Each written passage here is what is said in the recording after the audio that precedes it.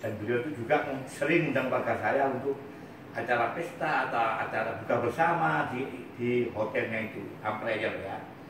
Kita tidak di Amplayer, di hotel loh ya, bukan di hotelnya langsung. Pada waktu itu sering beliau undang-undang seperti itu. Nah, ketika saya punya hajat umpama bagi-bagi zakat waktu untuk apa, untuk bagi zakat untuk kaum duafa waktu hari-hari lebaran atau hari-hari penting lah, itu sering bantu warga saya. Dan bukan hanya warga saya, hampir seluruh Surabaya, orang miskin di Surabaya beliau sering bantu. Makanya saya yakin seluruh warga Surabaya yang pernah beliau bantu, saya yakin pasti berbondong-bondong untuk mendukung beliau. Ya, harapan saya tolong pengadilan harus betul-betul adil. Ya, beliau nggak berharap banyak, beliau nggak berharap harta benda, beliau hanya ingin merawat anak-anaknya. Ternyata anak-anaknya 3 itu ikut beliau semua. Ya, alangkah nistanya ketika hukum ini nggak membela beliaunya, kan kasihan anaknya.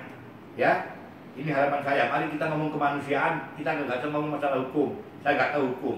Saya di sini hanya ngomong kemanusiaan. Itu luar biasa kontribusinya buat warga Surabaya, dan saya sebagai orang Surabaya, ya demi Allah saya datang ke sini bukan karena apa, karena saya terpanggil. Emang beliau orang benar, ya beliau orang harus diperjuangkan. Makanya pengadilan nanti ini harus betul-betul adil. Saya tidak mau nanti dikorbankan karena ada rekayasa pengadilan. Saya tidak mau. Saya yakin kalau pengadilan nanti ini direkayasa sehingga Bu Cincin ini sampai dikalahkan, saya yakin warga Surabaya pasti marah. Karena mereka semua terpanggil datang ke sana, bukan direkayasa. Saya kesini pun juga terpanggil. Ya, ini tolong media harus sampaikan berita ini dengan sebenar-benarnya. Ya, marilah Surabaya kita bikin kondusif. Jangan sampai nanti ada hal-hal yang tidak kita inginkan sehingga banyak merugikan semua pihak. Tolong pengadilan harus betul-betul adil dan mengadil dengan sebenar-benarnya. Saya nggak mau ini nanti ada rekayasa pengadilan. Itu harapan saya sebagai rakyat Surabaya. Dari kacamata Abah sendiri, yang diderita Bu Cincin ini sebagai apa? Kriminalisasi atau gimana, Pak? Kalau ini ya korban kekejaman suami, Mas. Ini kan dilaporkan suaminya, Mas. Okay. Ya ini kan korban kekejaman kalau menurut saya. Kalau saya pribadi ya, kalau saya punya masalah sama istri saya, tolong anaknya jangan dikorbankan dong. Apapun bentuknya, Bu Cincin ini ibu dari anak-anaknya Pak Gun. Jadi mestinya Pak Gun itu harus berpikir panjang. Apa kalau sudah menghukumkan beliau sudah bangga? Apa nggak mengorbankan anaknya? Anaknya juga anaknya Pak Gun itu, darah daging Pak Gun. Marilah kita ngomong kemanusiaan. Jangan emosi itu kita tolong mentah begitu saja. Mari kita introspeksi diri. Ini kan banyak korbannya, kan kasihan anaknya ya. Kalau Bu Cincin memang kalau dikorbankan kan kasihan anaknya. Marilah kita lihat anaknya. Anaknya itu harus dilindungi. Dan anaknya sampai saat ini masih ikut beliaunya, nggak mau ikut Pak Gun. Karena tiga-tiganya ada di sini semua. Dan sangat berharap anaknya biar ibunya ini nggak sampai ditahan, nggak sampai dihukum gitu loh, Mas. Ya kan kasihan ya, makanya saya dengan mudah-mudahan semua terbuka hatinya, semuanya lah saling menyadari. Marilah ini kalau bisa jangan diteruskan, kalau bisa ya nggak sampai ada yang dikorbankan lah. Itu menurut saya, mari silakan dengan sebenar-benarnya. Mari anak ini harus diselamatkan, ya anak ini harus diselamatkan. Itu harapan saya. Nah, mengingatkan dalam proses hukum yang jalani ini kan posisi Bu Cincin sama Pak Gunawan masih suami istri. Namun kenyataannya perkara ini bisa sampai lanjut ke pengadilan. Apakah ada indikasi bahwa perkara ini emang dipaksakan untuk bisa masuk ke meja hijau? Makanya harapan saya tolong jangan dipaksakan. Ya, kalau ini dipaksakan kan sudah tahu semua rakyat Surabaya kan. Oh berarti ini dipaksakan, sehingga Bu Cincin dikorbankan, pasti marah itu. Dan saya berharap kebenaran harus betul-betul ditegakkan. Ya, tolong bisa kebenaran kadang disalahkan ya. Kadang Bu Cincin nggak punya uang bisa disalahkan karena nggak punya uang. Tapi yakinilah bahwa kebenaran tidak bisa dikalahkan. Ya, Ini saya berharap seperti itu.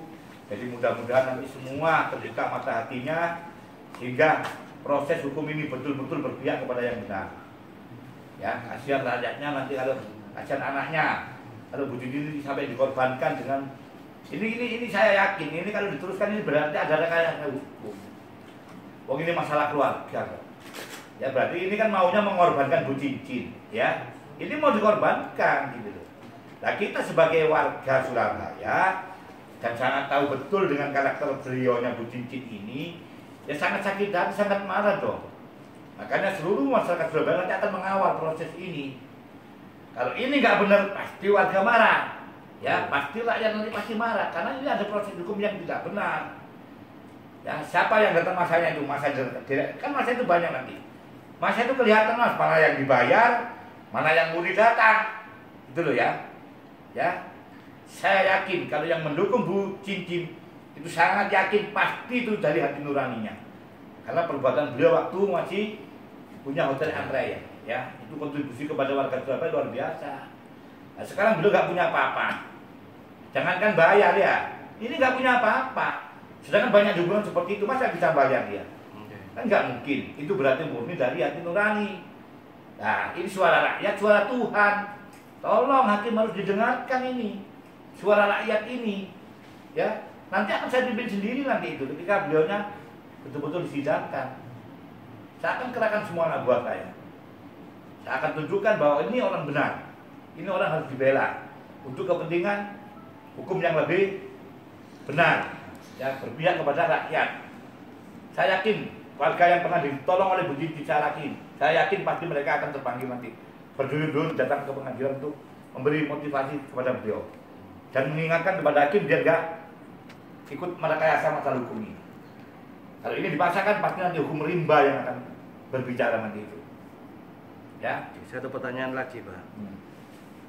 Seperti yang kita ketahui, perkara Bu Cincin ini sudah menjadi konsumsi publik, bahkan nasional, terlebih untuk Surabaya sendiri. Dengan kondisi seperti itu, kira-kira Pak Bu Wali juga sudah mendengar hal ini, Pak? Kalau Bu Wali mendengar, ini harapan saya yakin Bu Wali itu punya kepekaan ya sama korban-korban seperti beliaunya, apalagi beliaunya ini sangat baik sama Bu Wali. Ya kalau insya Allah kalau nggak repot, insya Allah pasti Bu Wali akan mensupport juga. Kalau beliaunya nggak repot, karena Bu Wali sekarang ini sangat padat sekali acaranya. Beliau ini sudah jadi jurkam nasional untuk PD Perjuangan. Jadi beliaunya ini sering diajak Bu Mega ke daerah-daerah, karena pada saat ini ada gawe pemilu serentak di seluruh Indonesia. Ya mudah-mudahan nanti kalau saya sampaikan ke beliaunya kalau ada waktu, insya Allah nanti pasti beliau akan memberi motivasi juga. Itu ke rumah, kunjungan ke rumah atau menghadiri persidangan? Saya tidak tahu itu, saya ketemu aja belum, ya. Saya ketemu aja belum. Tapi saya yakin kalau beliaunya mendengar, mengetahui kalau beliau punya masalah seperti ini, beliau sangat prihatin. Saya tahu itu, Bu Risma itu jiwanya seperti itu. Ya mungkin sekarang nggak bisa datang mungkin ya, karena kesibukan beliau. Nanti masalah ini nanti saya sampaikan langsung bahwa saya sudah ketemu Bu Cincin, saya sampaikan langsung nanti ke beliaunya. Ya kalau ketemu loh mas, kalau ketemu nanti ya pasti saya sampaikan. Tapi walaupun nggak saya sampaikan, mungkin beliaunya sudah baca koran atau apa tahulah ya. Tapi mungkin mau ke sini tuh memberi motivasi mungkin masih belum ada waktu. Tapi saya yakin suatu saat insya Allah nanti Bu Risma itu pasti datang lah, pasti memberi motivasi. Saya tahu jiwa beliau sangat peka terhadap hal seperti ini.